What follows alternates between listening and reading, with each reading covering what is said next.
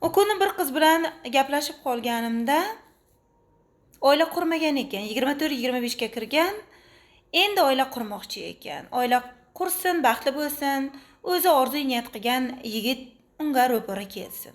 Mayli. Unga nega shu yoshgacha oila qurmayapsan desam, men xohlagan yigitni uchrata olmayapman.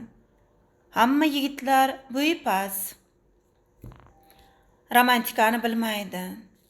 Gapirganida ularning gapida bir ma'no yo'q degan gapni gapirib qoldi.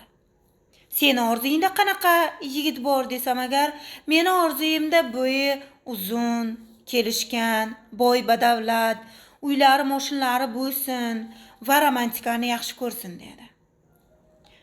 Hamma erkak ham romantikani tushunmaydi, hamma erkak ham romantikani sevavermaydi.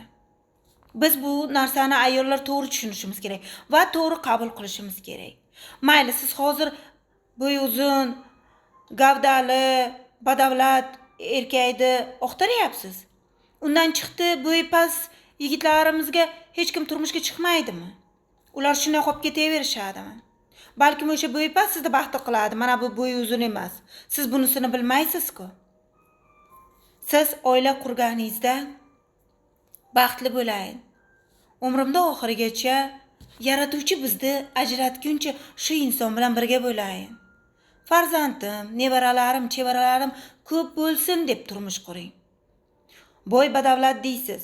Sizga uylangandan keyin uni boyligi badavlatligi ketib qolsa-chi? Umuman pulsiz qolib ketsa-chi? Unda nima qilasiz? Ajrashasizmi? Yoki romantikani bir marta, ikki marta qildi-yu keyin qilmay qolsa, unda nima qilasiz? Ajrashasizmi? Siz niyatni to'g'ri qiling.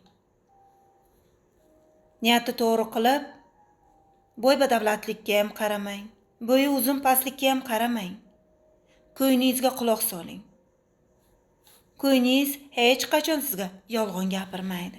Odamlarda esa gapirin bir chekkaga qo'yib qo'ying. Ularning gapi o'zi bilan o'zi.